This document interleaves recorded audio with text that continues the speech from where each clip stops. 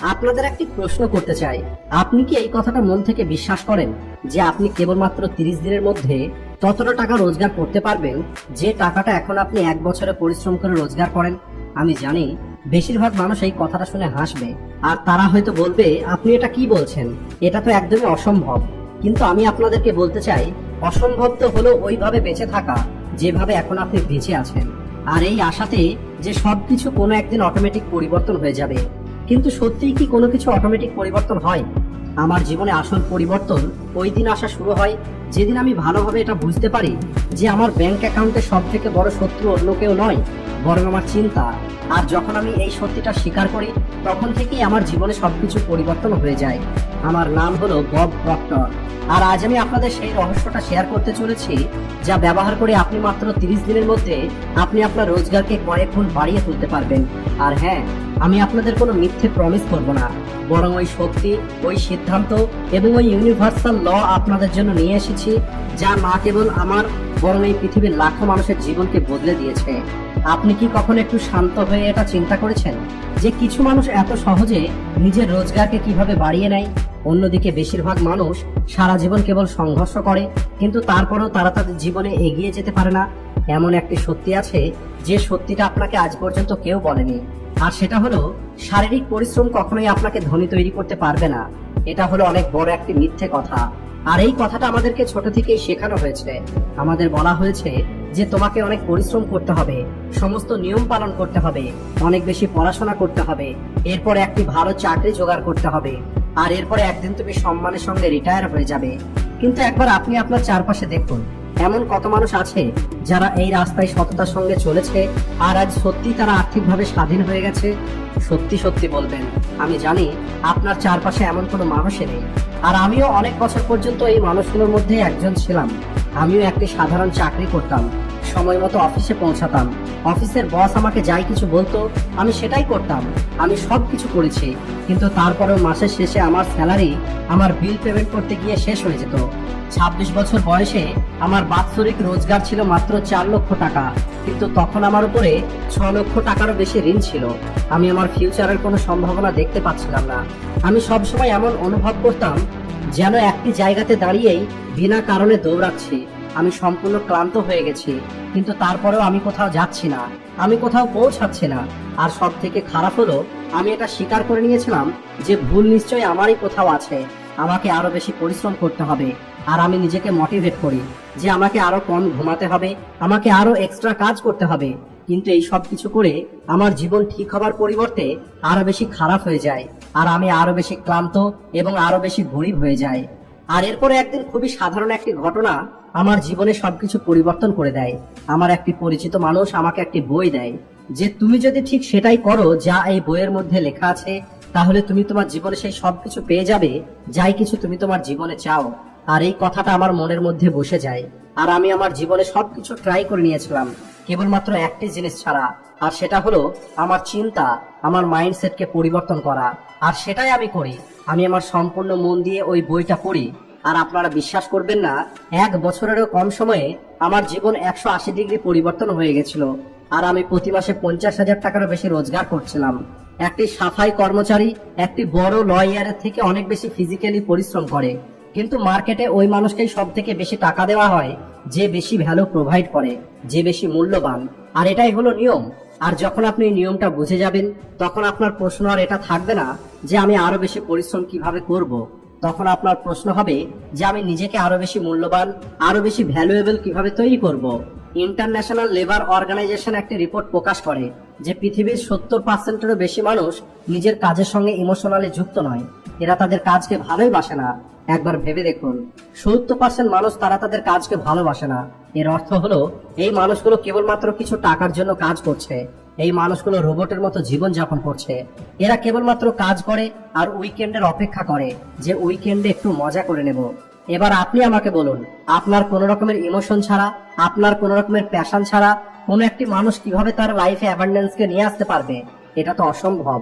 আপনি হয়তো অল্প সময়ের জন্য একটু বেশি রোজগার করতে পারবেন, কিন্তু ধীরে ধীরে আপনি নিচের দিকে চলে আসবেন, কারণ যেটা আপনার মনের গভীর থেকে আসবে না সেটা আপনি দীর্ঘদিন করতে পারবেন না। তাই আপনাকে এটা জিজ্ঞেস করা বন্ধ করতে হবে যে আমার কি করা উচিত, বরং আপনাকে এই প্রশ্নটা জিজ্ঞেস করতে হবে যে আমাকে কি রকমের মানুষ হতে হবে। আজ আপনার কাছে যাই কিছু আছে, আপনার রোজগার, আপনার সম্পর্ক, আপনার হেলথ, এই সব কিছু আপনার বর্তমানের আমি এর পরিণাম। তাই যদি আপনি আলাদা কিছু চান, তাহলে ওই পুরনো মানুষ, ওই পুরনো চিন্তা রেখে সেটা আপনি কখনোই অর্জন করতে পারবেন না। আপনি গাঁদা ফুলের চারা লাগিয়ে গোলাপ ফুল কখনোই পাবেন না। আমার একটি যুবক ছেলের কথা মনে পড়ছে যে তার কাজ নিয়ে অনেক হতাশার মধ্যে ছিল।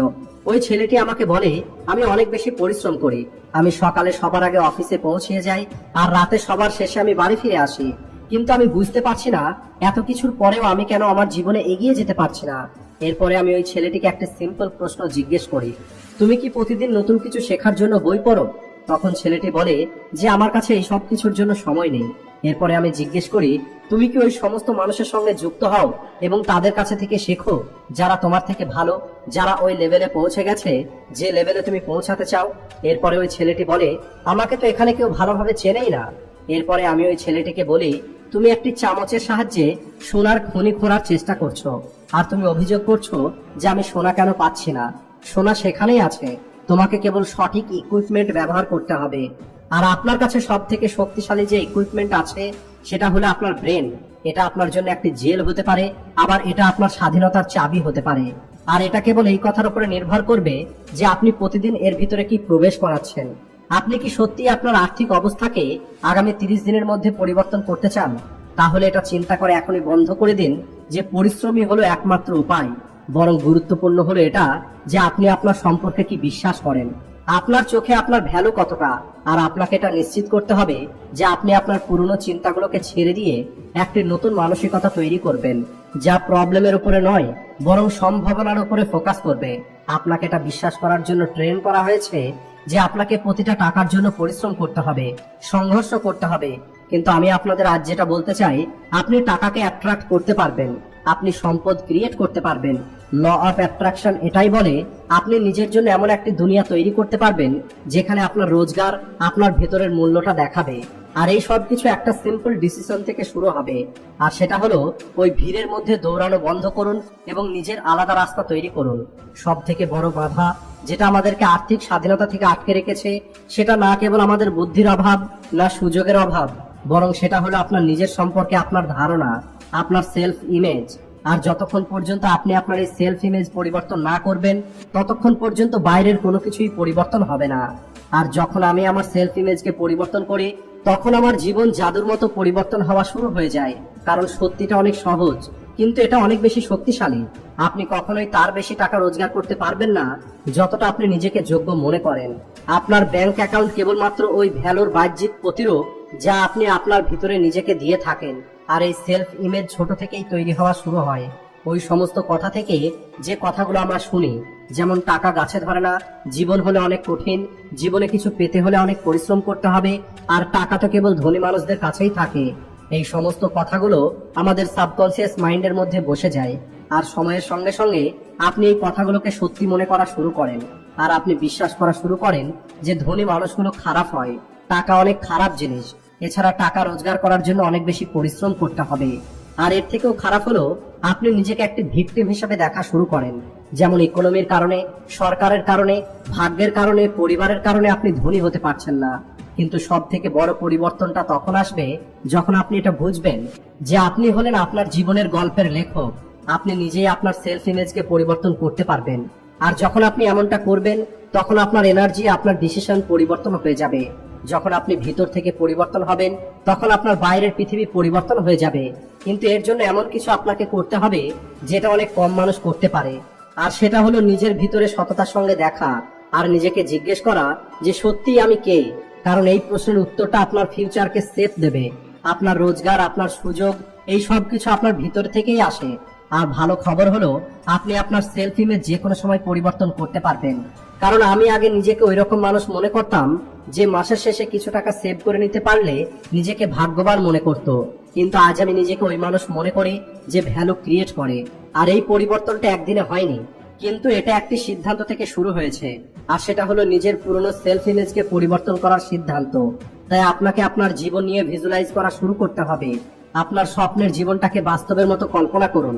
আপনি আপনার চোখ বন্ধ করুন আর নিজেকে ওই ফ্রিডমের সঙ্গে বেঁচে থাকতে দেখুন।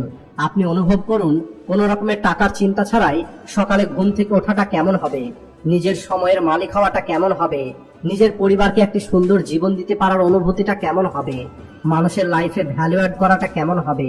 এই সব কিছু হলো আপনার সিদ্ধান্ত। কারণ এই বাস্তব পৃথিবীতে যাই কিছু আছে সেটা দুবার তৈরি হয়েছে।